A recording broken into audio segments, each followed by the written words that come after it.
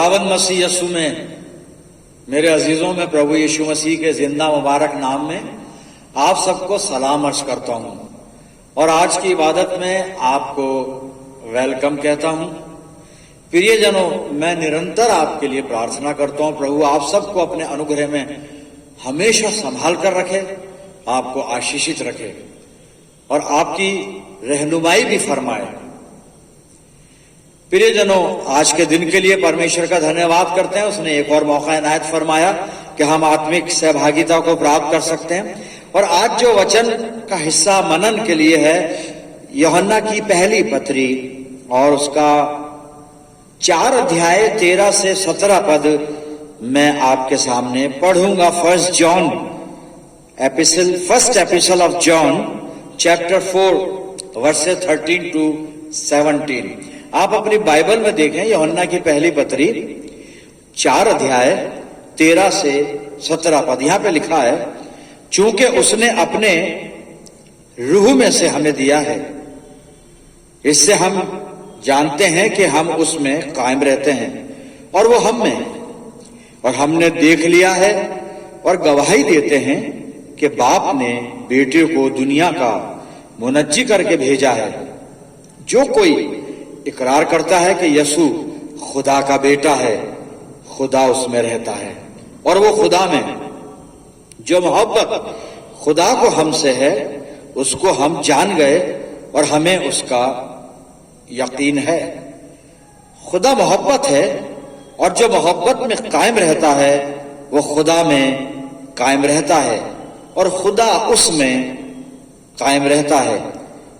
इसी सबब से मोहब्बत हम में कामिल हो गई है, ताकि हमें अदालत के दिन दिलेरी हो, क्योंकि जैसा वो है वैसे ही दुनिया में हम भी हैं।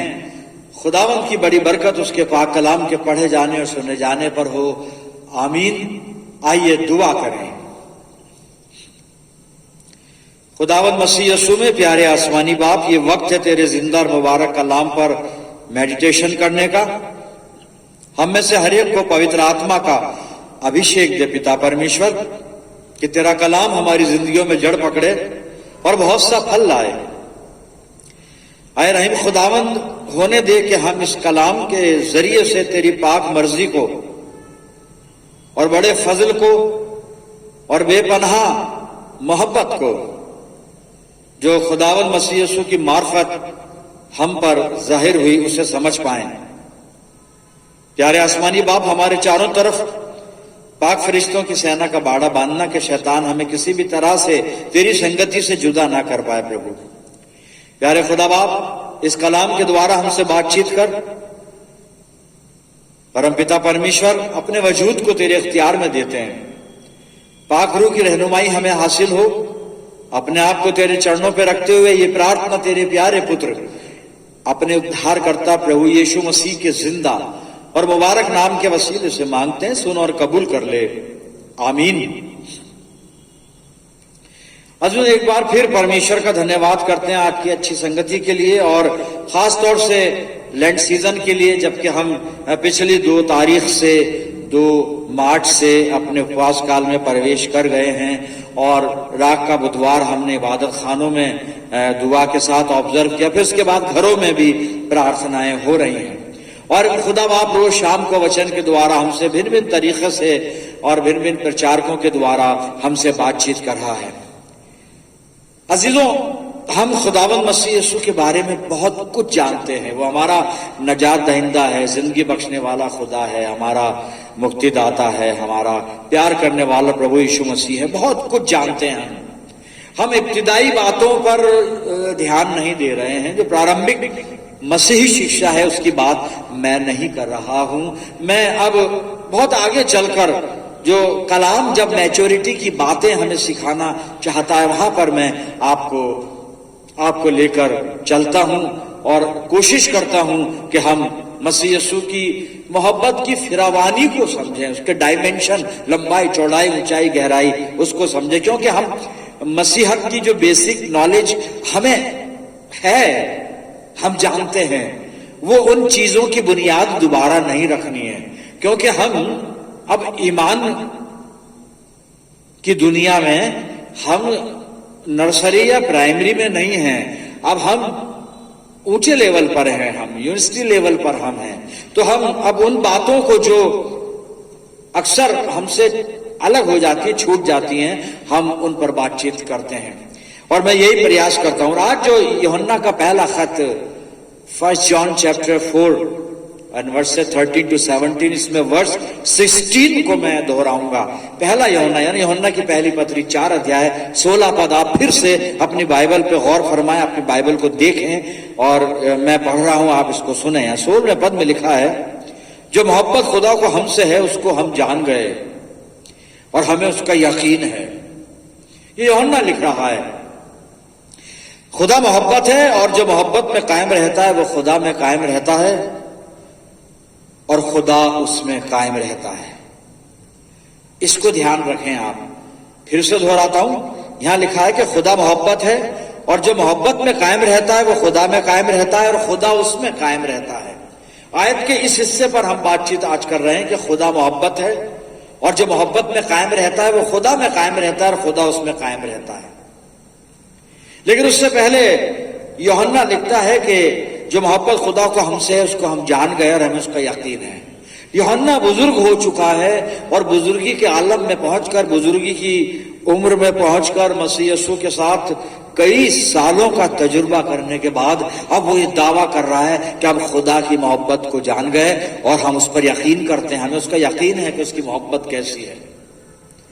और फिर वो आगे बढ़ता है। लेकिन थोड़ा सा आपको मैं बताना चाहूंगा कि यूहन्ना इस खत में 2 सब्जेक्ट लेकर चला है, 2 विषय हैं उसके पास और वो 2 बातें, एक तो खुदा की मोहब्बत इसका जिक्र करता है, वो एक भाई से मोहब्बत करने की बात करता है। वो कई जगह पर बार बार अपने भाई से मोहब्बत करो, जिसमें भाई की मोहब्बत नहीं उसमें खुदा की मोहब्बत नहीं, जो अपने भाई से प्रेम नहीं करता वो परमेश्वर से प्रेम नहीं करता, वगैरह वगैरह उसने काफी जगहों पर। और फिर परमेश्वर प्रेम है, यह भी जो 16 पद हमने पढ़ा कि परमेश्वर प्रेम है और जो प्रेम में बना रहता है वो परमेश्वर में बना रहता है और परमेश्वर उसमें बना रहता है। ये हिंदी वर्जन में लिखा हुआ है मेरे से।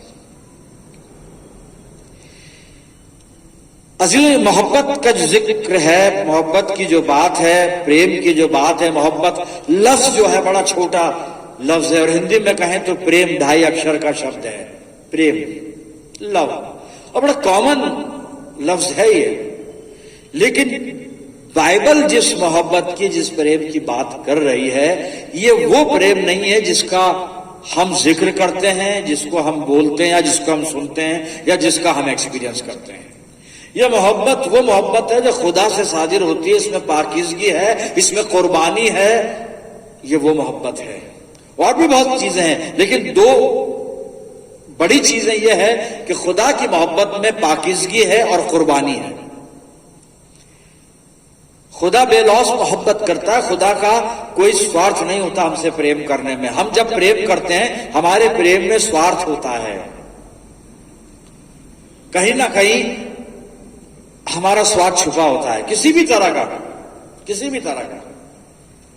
लेकिन खुदा की मोहब्बत में ऐसा नहीं है, पाकीज़ा मोहब्बत है और उसमें सैक्रिफाइस है, कुर्बानी है। और यूहन्ना जब अपने खत में मोहब्बत का जिक्र कर रहा है, जी हाँ, ये वही यूहन्ना है जिसने अपने गॉस्पेल में यूहन्ना 3:16 में खुदा की मोहब्बत का इस तरह से जिक्र किया है कि उसने अपना इकलौता बेटा दे दिया, जगत के लिए दिया लेकिन हमारे लिए दिया। अभी हम संसार को छोड़ रहे हैं क्योंकि उसने, वहां आयत में लिखा है, उसने दुनिया से ऐसी मोहब्बत की कि अपना इकलौता बेटा दे दिया। वहां यह नहीं लिखा है कि उसने अपना इकलौता बेटा दुनिया को दे दिया, लिखा है दुनिया से ऐसी मोहब्बत की। जी हां, यीशु मसीह पूरी दुनिया के लिए है, प्रोविजन है, पूरी दुनिया के लिए उद्धार का प्रोविजन है प्रभु यीशु मसीह के द्वारा।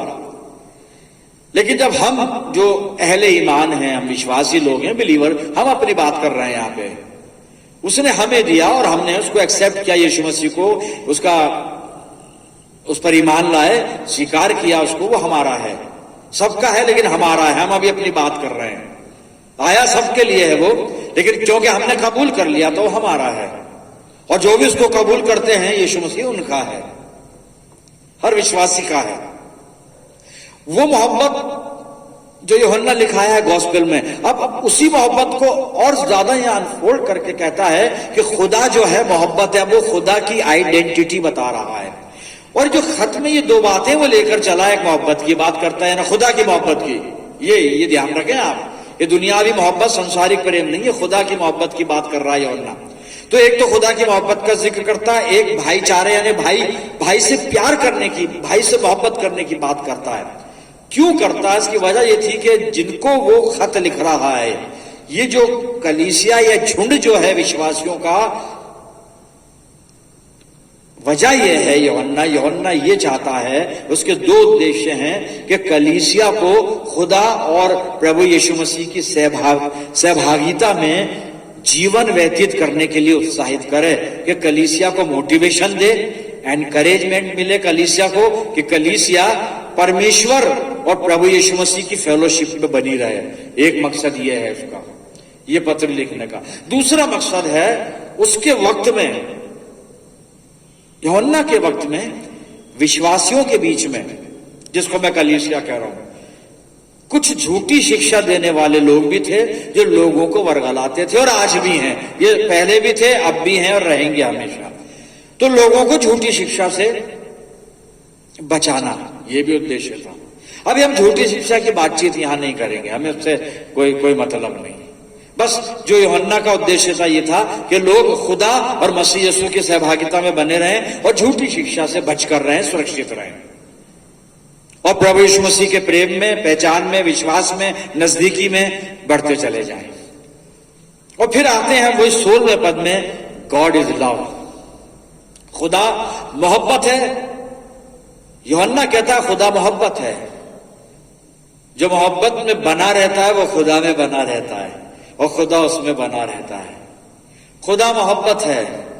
पहली चीज, खुदा की आइडेंटिटी क्या है, पहचान क्या है उसकी? तो उसकी पहचान ये है कि वो मोहब्बत है साहब, खुदा सरापा मोहब्बत है, मुजस्सिम मोहब्बत है, खुदा मोहब्बत है। फिर अब वो विश्वासियों का रिश्ता खुदा के साथ जाहिर करता है कि खुदा के साथ अगर हमारा रिश्ता है तो उसकी पहचान ये होगी कि हम मोहब्बत में बने रहेंगे। कौन सी मोहब्बत? खुदा वाली मोहब्बत, पाकीज़ा मोहब्बत, बेस्वार्थ निस्वार्थ मोहब्बत, बेलौस मोहब्बत, और जिसमें सैक्रिफाइस हो, कुर्बानी हो। मोहब्बत कुर्बानी मांगती है। खुदावंद मसीह यीशु को कुर्बान होना पड़ा मेरी वजह से, क्योंकि मुझसे मोहब्बत करता था, करता है और करता रहेगा, और हम सब से भी। तो खुदा मोहब्बत है। और अगर ये बात हमारे समझ में आ जाए, हम बोलते तो हैं, सुनते भी हैं, सुनाते भी हैं, लेकिन समझ में कितना आता है ये तो एक पहेली है, मुअम्मा है, ये हमें नहीं मालूम, खुदा बेहतर जानता है। लेकिन अगर हर इंसान इस बात को समझ ले कि खुदा मोहब्बत है, तो सारी बुराइयां जो हम चारों तरफ देखते हैं और अपने बीच में देखते हैं, अपने अंदर देखते हैं, सब खत्म हो जाएंगी साहब। हमारी जिंदगी के गुनाह भी खत्म हो जाएंगे अगर खुदा की मोहब्बत को हम समझ लेंगे, जैसे यूहन्ना ने समझा था, जैसे यूहन्ना ने समझा था। 16वें पद में वो कहता है, 15वें पद में कहता है कि हम उसकी मोहब्बत को जान गए हैं। 16वें पद में भी आगे कहता है, और हमने उसका यकीन किया है 16वें पद में कि हम खुदा की मोहब्बत को जान गए। हमें उस तरह से एक्सपीरियंस करना है परमेश्वर के प्रेम का। खुदा मोहब्बत है। जो मोहब्बत में है सिर्फ वो खुदा में है, उसकी संगति खुदा में है, उसका रिश्ता खुदा के साथ है, वो खुदावंद मसीह यीशु का सच्चा अनुयायी है, विश्वासी है। कौन? जो परमेश्वरीय प्रेम में है, पवित्र प्रेम में है, निस्वार्थ प्रेम में है, जो ना केवल रिश्तेदारों से प्यार करता है, ना सिर्फ दोस्तों से प्यार करता है, सबसे प्यार करता है, इवन अपने दुश्मन से भी प्यार करता है। क्योंकि हमारा मसीह यीशु यही सिखाता है, यीशु मसीह के नेचर में यही है कि अपने शत्रुओं के लिए प्रार्थना करता, और हमें भी सिखाया सताने वालों के लिए दुआ करो। ये मोहब्बत है, ये वही मोहब्बत है जो खुदा से सादिर होती है, वहां से निकलती है और हम तक पहुंचती है। उस मोहब्बत का यहां पे जिक्र चल रहा है साहब। God is love. Love is not God. मोहब्बत खुदा नहीं है, गलत मत बोलना। खुदा मोहब्बत है, उसकी आइडेंटिटी, उसका वजूद, उसका जो पूरा मुजस्सम जो है, कुछ भी है, बस यही पहचान है, खुदा मोहब्बत है। और इसलिए यूहन्ना इस बात पर जोर दे रहा है कि जो मोहब्बत में जी रहा है, मोहब्बत में चल रहा है, वही खुदा के साथ चल रहा है। बाकी तो छलावा है, शायद हम धोखा दे रहे हैं। और सबूत, खुदा की मोहब्बत का सबूत जो यूहन्ना गॉस्पेल में दे रहा है कि उसने अपना बेटा दिया, वो तो है ही। उसके अलावा अब बेटे की तरफ ध्यान करें, क्योंकि हम कुछ दिनों के बाद, लगभग एक महीने के बाद पैशन वीक में जाएंगे और फिर गुड फ्राइडे की इबादत में हम बैठेंगे। क्यों बैठेंगे? हमें मालूम है ना, खुदा की मोहब्बत देखनी है तो गुड फ्राइडे पे देखें, यीशु मसीह को देखें, उसकी मौत को देखें और समझें कि अगर मसीह यीशु हमसे प्यार नहीं करता, मोहब्बत नहीं करता, उसकी जात में मोहब्बत नहीं होती, तो वो हमारे लिए जिल्लत की मौत नहीं मरता। मेरे अजीजों, जो जिल्लत की मौत वो मरा है। क्यों मरा? हमसे मोहब्बत करता। खुदा मोहब्बत है भाई। ये भी कह लें कि यीशु मसीह मोहब्बत है, एक ही बात है। बाप बेटे में है, बेटा बाप में है। मैं कई बार ये इस बात से आपको आगाह कर चुका हूं, समझ लें, कॉन्सेप्ट क्लियर कर लें। अलग अलग नहीं है दोनों, अलग नहीं हो सकते। अलग हो जाएंगे तो फिर हम इन दोनों से अलग हो जाएंगे। ना हम खुदा तक पहुंच सकते, ना मसीह यीशु तक। यीशु मसीह कहता है बिना मेरे वसीले के कोई बाप के पास जा नहीं सकता। तो वो खुदा की मोहब्बत की जो पहली चीज या पहला प्रमाण कि मसीह यीशु अगर प्यार नहीं करता हमसे, खुदा प्यार नहीं करता हमसे, वो जो उसने मुक्ति की योजना यीशु मसीह के द्वारा बनाई, तो प्रभु यीशु मसीह जिल्लत की मौत नहीं मरता। मेरे अजीज, 4 हवाले मैं बाइबल में से आपके सामने पेश करूंगा खुदा की मोहब्बत के बारे में, कि उसकी मोहब्बत कैसी है, किस तरह की है, और वो हमसे कितना प्रेम करता है। 4 हवाले, ताकि हमारे ये पद समझ में आ जाए कि खुदा मोहब्बत है, गॉड इज लव, ये समझ में आ जाए। वो बात इतने से नहीं बनी कि परमेश्वर ने जगत से ऐसा प्रेम किया, अपना इकलौता बेटा दे दिया, वो ठीक है। अब आगे चलते हैं, उससे ऊपर जाते हैं, उससे और ऊपर की बातें समझते हैं। सबसे पहली चीज, परमेश्वर ला तब्दील है। मेरे अजीजों, वो बदलता नहीं, ये उसकी मोहब्बत का पहला सबूत है। मोहब्बत बदलती नहीं, मोहब्बत बदलती नहीं। मोहब्बत तो मोहब्बत होती है, उसमें चेंज आता ही नहीं है, चेंज नहीं आता है उसमें, कभी नहीं आता। और ये हवाला आप नोट करने, पढ़ूंगा नहीं मैं, यशाया 49, 15 और 16 पद आप घर जाके स्टडी कीजिएगा, जहां पे खुदा ने इस्राएलियों को इस तरह से कहा है कि मैं बदला नहीं हूं। तुम जो कहते हो कि मैं तुमसे प्यार नहीं करता तो मैं भूल गया, ऐसा नहीं है। और आगे चलकर कहता है कि क्या मां अपने बच्चों को भूल सकती है? दूध पिए हुए बच्चों को भूल सकती है क्या? खुदा पूछ रहा है इस्राएलियों से। फिर कहता है हाँ भूल सकती है, मां दूध पीते बच्चों को भूल सकती है, छोड़ सकती है, लेकिन मैं ना तुम्हें भूलूंगा ना तुम्हें छोड़ूंगा। मैं तुम्हें भूला नहीं हूं, तुम्हें छोड़ा नहीं है। मेरी मोहब्बत ला तब्दील है, अपरिवर्तन है, अपरिवर्तनशील है, बदलती नहीं। ये पुराने नियम का हवाला दे रहा हूं, लेकिन आप एक और हवाला नोट करें, इब्रानियों 13:8, बाद में पढ़िएगा, इब्रानियों 13:8, और वहां पर लिखने वाला लिखता है खुदावंद मसीह यीशु मसीह आज, कल और युगानुयुग एक सा है, एक सा, नो चेंज। मेरा यीशु भी नहीं बदलता, मोहब्बत है। यीशु मसीह भी मोहब्बत है, God is love, Christ is love also. मोहब्बत बदलती नहीं भाई। और हमारी मोहब्बत जो दुनिया भी है ना, ये बदलती है। कभी किसी से दोस्ती की, कभी किसी से दोस्ती की, कभी किसी से नफरत की, कभी फिर उससे बाद में मोहब्बत कर ली, कभी किसी से मोहब्बत करके बाद में उससे नफरत कर ली, कभी उसको दोस्त बना लिया, कभी उससे दोस्ती छोड़ दी, कभी फिर किसी को दोस्त बना। ये हम बदलते रहते हैं, गिरगिट से ज्यादा बदलते हैं। वो तो कभी कभी बदलता है और सीजन में बदलता है, हमारा कोई सीजन ही नहीं बदलने का। लेकिन खुदा की मोहब्बत ला तब्दील है, no change in God's love. खुदा की मोहब्बत में परिवर्तन नहीं होता। फिर ये जनो, तो इब्रानियों 13:8, यीशु मसीह आज, कल, युगानुयुग एक सा है। और इसी यीशु मसीह ने लूका 12:7 में लोगों को सावधान किया कि तुम अपनी जिंदगी की फिक्र मत करो, क्योंकि मैं हूं तुम्हारे लिए, खुदा है तुम्हारे लिए। और बाप को और बेटे को, खुदा को, मसीह यीशु को इतना कंसर्न है हमारे लिए, वो इतनी फिक्र रखता है हमारे लिए। लूका 12:7 में कहता है, यीशु मसीह फरमाता है, मैं कहता हूं तुम्हारे बाल भी गिने हुए हैं। यीशु मसीह ने मेरे बाल गिन रखे हैं, कम हैं लेकिन गिन रखे हैं, और आपके भी गिन रखे हैं। जितने आप मेरी आवाज सुन रहे हैं, आप में जो पिता यहां बैठे हुए हैं, आप में से कोई एक पिता है क्या ऐसा जो बता सके कि आपके बेटे के सर में कितने बाल हैं, आपकी बेटी के सर में कितने बाल हैं? आप में से जितने मुझे सुन रहे हैं, आप में से कोई ऐसी माता है, ऐसी माँ है जो ये बता सके मुझे? आप कमेंट करिएगा, क्या आपने अपने बेटे के बाल गिने हैं? कितने बाल हैं? बेटी के सर में कितने बाल हैं? गिने हैं? नहीं। लेकिन यहां खुदा मोहब्बत का सबूत ये दे रहा है यीशु मसीह कि तुम्हारे बाल तक गिने हुए हैं, क्योंकि कंसर्न है, उसने हमें बनाया है, रचा है, एक एक रोम की उसको खबर है। क्यों खबर है? क्योंकि मोहब्बत है। मोहब्बत सब बातों का ध्यान रखती है।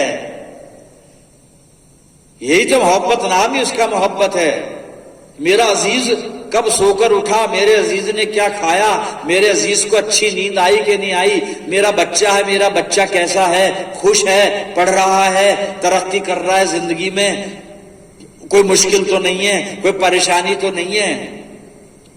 मोहब्बत सोचते हैं ना, लेकिन हमारी मोहब्बत में एक लिमिटेशन है कि हमारी मोहब्बत कमतर मोहब्बत है, खुदा की मोहब्बत अफजल मोहब्बत है, वो सुपर नेचुरल लव है। प्रियजनों, हमारा लव सिर्फ लव है, खुदा की मोहब्बत सुपर नेचुरल लव है, ये फर्क है। तो बाल तक गिरे हुए हैं हमारे। अब इसके बाद 2 हवाले में पढ़ूंगा आपके सामने, यशाया 38 अध्याय और 17 पद। सुनिएगा यहां पे, देख शांति ही के लिए मुझे बड़ी कड़वाहट मिली, परंतु तूने सिन्ह करके मुझे विनाश के गड्ढे से निकाला है। सिन्ह करके विनाश के गड्ढे से निकाला है।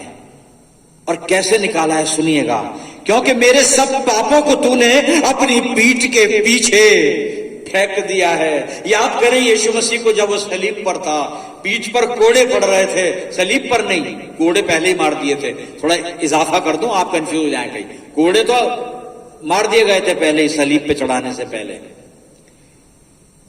लेकिन जब वो सलीब पर है और खून बह रहा है, ज़ारो कतार, पसीना भी बह रहा है, खून भी बह रहा है, सर से भी, पसली से भी, पीठ छलनी हो चुकी है कोड़े खाने के बाद। वो क्या था? मेरा और आपका गुनाह था। उसने अपनी पीठ के पीछे, अपनी पीठ की मोहब्बत मेरे से। आखिरी हवाला खुदा की मोहब्बत का। अब निकालेंगे नहीं, आप नोट करें और बाद में उसको देखते हैं। यिर्मयाह 2 और 13 पद में खुदा फरमाता है, मेरी प्रजा ने 2 बुराइयां की हैं। सुनिएगा अल्फाज, मेरी प्रजा ने 2 बुराइयां की हैं। और बुराइयों को वहां लिस्ट किया है खुदा बाप ने। कहता है, एक तो यह कि मुझ बहते जल के सोते को छोड़ दिया, त्याग दिया, और दूसरा अपने लिए टूटे हुए हौज बना लिए, ऐसे हौज जिनमें पानी ठहरता ही नहीं। मेरी प्रजा ने 2 बुराइयां की, मुझे छोड़ दिया और मुझे छोड़कर दूसरे अपने अपने अपने तकिए ढूंढ लिए, जिन पे वो तकिया करें, जिन पे भरोसा करें, जिनका सहारा लें। अपने लिए कुछ और ढूंढ लिया और अपने लिए प्रोविजन पैदा कर लिए, मुझे छोड़ दिया, खुदा कह रहा है। लेकिन किसके लिए कह रहा है? किन के लिए? मेरी प्रजा, ये बेवफा है लेकिन मेरी प्रजा है, ये मुझे छोड़ने वाले लोग लेकिन मेरे हैं, ये मुझे भूल गए लेकिन मेरे हैं, इन्होंने मेरा तिरस्कार किया लेकिन मेरे हैं, इन्होंने मेरे अलावा किसी और पर दिल लगाया लेकिन मेरे हैं। मेरी प्रजा ने 2 बुराइयां की, मेरी प्रजा। यही मोहब्बत का सबूत है खुदा की। गॉड इज लव, यह है मोहब्बत, मेरी प्रजा। मेरे अजीजों, इन लैंड सीजन में अपनी जिंदगियों पर गौर करें कि खुदा जब इतनी मोहब्बत हमसे कर रहा है तो हम उससे कितनी मोहब्बत कर रहे हैं।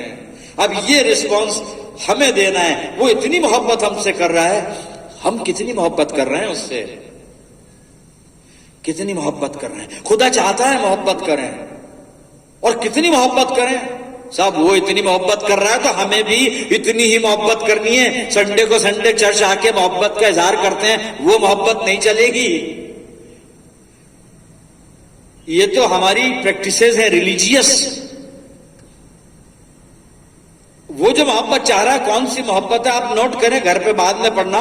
व्यवस्था विवरण 6:5, डिट्रोनॉमी चैप्टर 6 वर्स 5, और वहां पर कह रहा है तो अपने खुदावंद खुदा से सारे दिल, सारी जान और सारी ताकत, सारे दिल, सारी जान और सारी ताकत से मोहब्बत कर। सारा दिल लगाना है, संडे वाला प्यार नहीं, या सिर्फ लैंड सीजन में 40 डेज वाला प्यार नहीं, 40 दिन बस, बाकी साल में क्या होगा, फिर क्या होगा, 40 दिन के बाद क्या होगा। तो सारा दिल, सारी जान, जितनी जान हम में है, दुनियावी कामों के लिए सारी जान लगा देते हैं, और जान के उर्दू वर्जन में लिखा है सारी ताकत। ताकत यानी शक्ति, बल, और जान यानी प्राण। यहां जान का मतलब प्राण, और दिल यानी संपूर्ण मन, ये हिंदी में होगा संपूर्ण मन, संपूर्ण प्राण और संपूर्ण शक्ति से परमेश्वर से प्रेम कर। टटोल लूं अपनी जिंदगी को, क्या मैं इतना प्यार खुदा से करता हूं, अपने सारे दिल से, सारे प्राण से और सारी ताकत से। कितना प्यार। मेरे जिद याद रखें, हम खुदा को धोखा नहीं दे सकते। खुदा दिलों का, गुर्दों का जांचने वाला है। आप कहीं बिल्कुल जज्बात में बहकर और इमोशनल होकर ये दावा मत कर देना कि मैं सारे दिल से खुदा से प्यार करता हूं, सारी जान से खुदा से प्यार करता हूं और सारी ताकत से खुदा से प्यार करता हूं। कभी ऐसा मत कर देना। पहले सोचना ठंडे दिमाग से, ठंडे दिल से, आप कितनी मोहब्बत, कितना कमिटमेंट आपकी लाइफ में है, आप कितने डेडिकेटेड हैं, डेडिकेशन क्या है आपका, और सैक्रिफाइस क्या है आपकी जिंदगी में प्रभु यीशु मसीह के लिए। पौलुस कुरंथियों को खत लिख रहा है, पहला कुरंथियों 8 अध्याय 2 और 3 पद सुन लीजिए, क्या कह रहा है, सावधान कर रहा है वो। यदि कोई समझे कि मैं कुछ जानता हूं, यदि कोई समझे कि मैं कुछ जानता हूं, तो जैसा जानना चाहिए वैसा अब तक नहीं जानता। बड़ी खूबसूरत आयत है, बहुत गहरी फिलोसफी में है, फिलोसफी इसके अंदर है। फिर पढ़ता हूं उसको। यदि कोई समझे कि मैं कुछ जानता हूं और जैसा जानना चाहिए, तो जैसा जानना चाहिए वैसा अब तक नहीं जानता। नहीं जानता, धोखा दे रहा है अपने आप को, और खुदा को भी कोशिश कर रहा है धोखा देने की, लेकिन हम उसको तो नहीं दे सकते, लेकिन आप खुद को दे सकते हैं। तो यहां पे लिखा है कि यदि कोई समझे कि मैं कुछ जानता हूं, तो जैसा जानना चाहिए वैसा अब तक नहीं जानता। परंतु यदि कोई परमेश्वर से प्रेम रखता है तो परमेश्वर उसे पहचानता है। हम ये सोच रहे हैं कि हम खुदा को जानते हैं, यीशु मसीह को जानते हैं, अभी नहीं जानते हैं, अभी नहीं जानते हैं। हाँ, ये जरूर है कि अगर कोई परमेश्वर से प्रेम रखता है, क्योंकि खुदा मोहब्बत है, यूहन्ना कह रहा है जो मोहब्बत में कायम रहता है वो खुदा में कायम रहता है और खुदा उसमें कायम रहता है। परमेश्वर प्रेम है, जो प्रेम में बना रहता है वो परमेश्वर में बना रहता है और परमेश्वर उसमें बना रहता है। तो अगर हम परमेश्वर में बने हुए हैं, प्रेम में बने हुए हैं, तो परमेश्वर हमें पहचानता है साहब कि हम उसको कितना जानते हैं और उसको कितना प्यार करते हैं, कितना प्यार करते हैं। कोई पैरामीटर, कोई स्केल, कोई पैमाना है, कैसे पता चलेगा? जी है, बाइबल है, और यूहन्ना 15 आखिरी हवाला है बस। यूहन्ना 15 और 10 और 11 पद सुन लीजिएगा। यदि तुम मेरी आज्ञाओं को मानोगे तो मेरे प्रेम में बने रहोगे। इतनी सी बात है, खुदावन मसीह की आज्ञाओं का पालन करना, प्रभु यीशु मसीह की आज्ञाओं का पालन करना। यदि तुम मेरी आज्ञाओं को मानोगे तो मेरे प्रेम में बने रहोगे, जैसा कि मैं अपने पिता की आज्ञाओं को, जैसा कि मैंने अपने पिता की आज्ञाओं को माना है और उसके प्रेम में बना रहता हूं। मैंने ये बातें तुमसे इसलिए कही हैं कि मेरा आनंद तुम में बना रहे और तुम्हारा आनंद पूरा हो जाए। मेरे अजीजों, खुदा करे कि खुदा की मोहब्बत हमारे समझ में आ जाए और हम यीशु मसीह की आज्ञाओं में बने रहकर उसके प्रेम में बने रहें, ताकि यीशु मसीह का प्रेम हम में बना रहे और परमेश्वर का अनुग्रह हमें हर तरह से सुरक्षित रखे और हमारा आनंद पूरा हो जाए। मेरी दुआ है खुदा आपके आनंद को पूरा करे, लेकिन उससे पहले का जो प्रोसीजर है आप उसको जरूर अडॉप्ट करें, जो अभी बाइबल ने मुझे भी बताया, आपको भी बताया और हम सबको सिखाया। आइए प्रार्थना करें। खुदावत मसीह यस्सु में हमारे प्यारे आसमानी बाप,